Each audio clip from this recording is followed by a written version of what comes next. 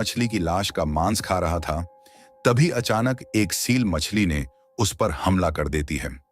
Max तुरंत भौंकते हुए वहां से भागकर निकल जाता है और सीधा अपनी लीडर माया के पास पहुंचा। माया के अलावा उनके ग्रुप में कई और शिकारी कुत्ते भी थे और वो सब यहाँ कुछ महीनों से भूखे प्यासे घूम रहे थे। अब मैक्स माया को इशारा करके फिर से वेल के पास पहुंचा और सील का ध्यान भटकाने के लिए मांस का टुकड़ा चुराकर भाग निकला। ये देखकर वो सील मछली भी पानी में घुसकर मैक्स का पीछा करने लगी। तभी माया मौका देखकर अपने साथियों के साथ खाना खाने में लग गई। उधर मैक्स सील को चकमा देकर बहुत दूर ले आया और तब सील को एहसास हुआ कि उसे बेवकूफ बनाया गया है। अब सील फटाफट वापस भागी और अचानक उसने अपने तीखे दांतों से माया की टांग पर काट लिया। जब मैक्स ने यह देखा तो वह अपने साथियों की रक्षा के लिए तुरंत दौड़कर आया और सील पर हमला कर दिया। आखिरकार उन्होंने मिलकर सील को भगा तो दिया, लेकिन इस सब में माया काफी जख्मी हो चुकी थी। असल में इन कुत्तों को यहाँ भटकते हुए लगभग 180 दिन हो चुके थे। ये कुत्ते एक रिसर्च टीम के साथ यहाँ आए थे, लेकिन वो टीम अचानक उन्हें यहाँ अकेला मरने के लिए छोड़कर चली गई। ये मासूम कुत्ते नहीं जानते थे कि आखिर उन्हें यहाँ कोई बचाने भी आएगा या फिर वो यूं ही भूख और ठंड से मर जाएंगे। आज से 6 महीने पहले इन कुत्तों का मालिक जेरी, जो कि एक गाइड था, वो उन्हें अपने साथ अंटार्कटिका लाया था, क्योंकि इस कुत्तों की टीम ने आज तक किसी रिसर्चर की जान नहीं जाने दी थी। फिर एक दिन national L science foundation research base पर एक हवाई जहाज आया, जिसमें से डेविड नाम का एक साइंटिस्ट बाहर निकला। डेविड पूरी दुनिया घूमकर अंटार्कटिका आया था और उसका मिशन था दूसरे ग्रह से आए हुए एक उल्का पिंड यानी मेटराइड को ढूंढना। फिर रात को पूरी टीम ने एक ऐसी जगह जाने का प्लान बनाया जहां डेविड को यह मेटराइड मिल सकता था। जेरी ने डेविड को बताया कि सर्दियों के मौसम में वहां जाना खतरे से खाली नहीं होगा, मगर डेविड नहीं माना, क्योंकि वह इतनी दूर आकर खाली हाथ नहीं लौटना चाहता था। आखिरकार जेरी को उसकी बात सुननी पड़ी और अब प्लान के मुताबिक उसके कुत्तों की टीम डेविड को वहां तक पहुंचाएगी। अगली सुबह जेरी और डेविड कुत्तों की टीम के साथ बिल्कुल तैयार थे। तब जेरी ने डेविड को कुत्तों के साथ घुलने मिलने का तरीका सिखाया। इसके बाद वह सब बर्फीले मैदानों के सफर पर निकल पड़े। कुत्ते पूरी जान लगाकर जेरी और डेविड को खींच रहे थे। कुछ देर बाद जेरी ने उन्हें रोका और देखा कि आगे ढलान थी, इसलिए उसने डेविड को ब्रेक पकड़ने को कहा और खुद रास्ता दिखाने के लिए आगे चला गया। लेकिन अचानक बर्फ टूट गई और डेविड पानी में डूबने लगा। खुशकिस्मती से जेरी और कुत्तों ने मिलकर ऐन वक्त पर उसे बाहर खींच लिया और उसकी जान बचाई। इसके बाद वह दोबारा से जोरों शोरों से आगे बढ़ने लगे और फिर कुछ ही समय में अपनी तय की हुई जगह पर पहुंच गए।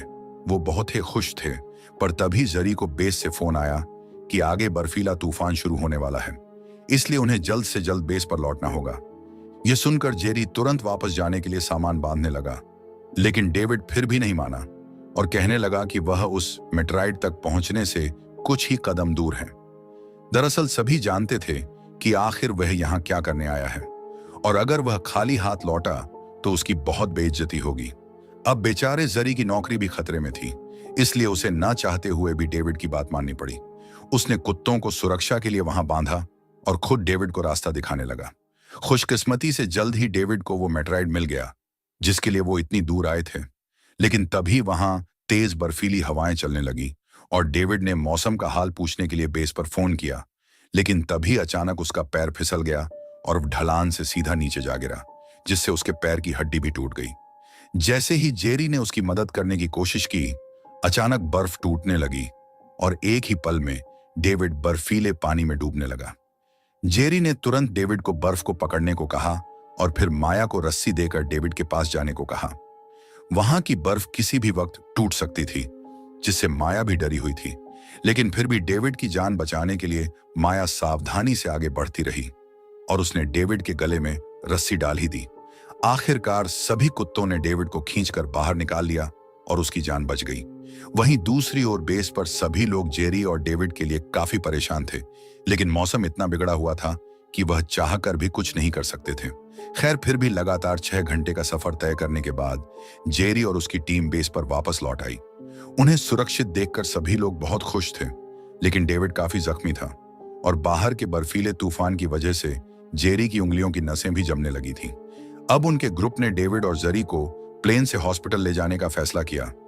मगर अब जहाज में कुत्तों को भी साथ ले जाने की जगह नहीं थी, इसलिए उन्हें कुत्तों को वहीं छोड़ना पड़ा। उन्होंने फैसला किया कि वो दोबारा वापस लौटकर कुत्तों को ले जाएंगे। जरी किसी भी कीमत पर अपने कुत्तों को यहां अकेला छोड़कर जाने के लिए राजी नहीं था, पर उसके साथ ही उसे जबरदस्ती प्लेन में ले गए। जाने से पहले जेरी ने कुत्तों को जंजीरों से बांध दिया और वापस आकर उन्हें ले जाने का वादा किया। कुत्ते बर्फीली हवाओं में खड़े होकर जेरी को जाते हुए देखते रहे। उन्हें लग रहा था कि जेरी हमेशा की तरह जल्दी ही वापस लौट आएगा। कुछ दिन बाद जब जेरी की आंख खुली तो वह हॉस्पिटल में था। उसके जख्मों के कारण वह कई दिन से कोमा में चला गया था। अपनी आंखें खोलते ही उसने सबसे पहले यही पूछा कि उसके कुत्तों को कोई वापस लेकर आया कि नहीं, पर उसे पता चला कि बेहद खतरनाक मौसम की वजह से किसी को भी अंटार्कटिका